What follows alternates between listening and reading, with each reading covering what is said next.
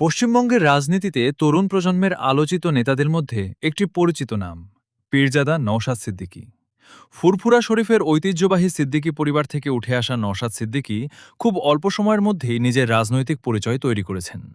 সমাজের সাধারণ মানুষের সমস্যা, শিক্ষা, কর্মসংস্থান এবং সামাজিক ন্যায়ের মতো বিষয় নিয়ে তিনি দীর্ঘদিন ধরে কথা বলে আসছেন। ২০২১ সালে তার বড় ভাই পীরজাদা আব্বাস সিদ্দিকীর নেতৃত্বে গঠিত হয় Indian secular front ISF. Naushad Siddiqui দলের গুরুত্বপূর্ণ নেতৃত্বে আসেন। এরপর ২০২১ সালের বিধানসভা নির্বাচনে ভামর কেন্দ্র থেকে প্রতিদ্বন্দ্বিতা করে তিনি জয়লাভ করেন। নতুন একটি রাজনৈতিক দলের প্রতিনিধি হিসেবে তার এই জয় পশ্চিমবঙ্গের রাজনীতিতে বিশেষভাবে আলোচিত হয়। বিধায়ক হওয়ার পর তিনি শিক্ষা, বেকারত্ব, রাস্তা, স্বাস্থ্য পরিষেবা এবং সাধারণ মানুষের বিভিন্ন সমস্যা নিয়ে সরব হন। তার রাজনৈতিক পথ অবশ্য সবসময় মসৃণ ছিল না। ভাঙড়ের উত্তেজনাপূর্ণ রাজনৈতিক পরিস্থিতি, আন্দোলন, বিরোধিতা এবং বিভিন্ন বিতর্কের মধ্য দিয়েও তাকে এগিয়ে যেতে হয়েছে।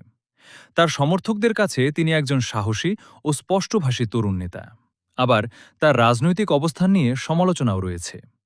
তবুও অল্প সময়ের রাজনৈতিক জীবনে নওশাদ সিদ্দিকী যে পশ্চিমবঙ্গের রাজনীতিতে একটি আলাদা জায়গা তৈরি করেছেন তা স্পষ্ট। সংগ্রাম, রাজনীতি এবং মানুষের অধিকার, এই তিনকে সামনে রেখে এগিয়ে চলেছেন পীরজাদা নওশাদ সিদ্দিকী।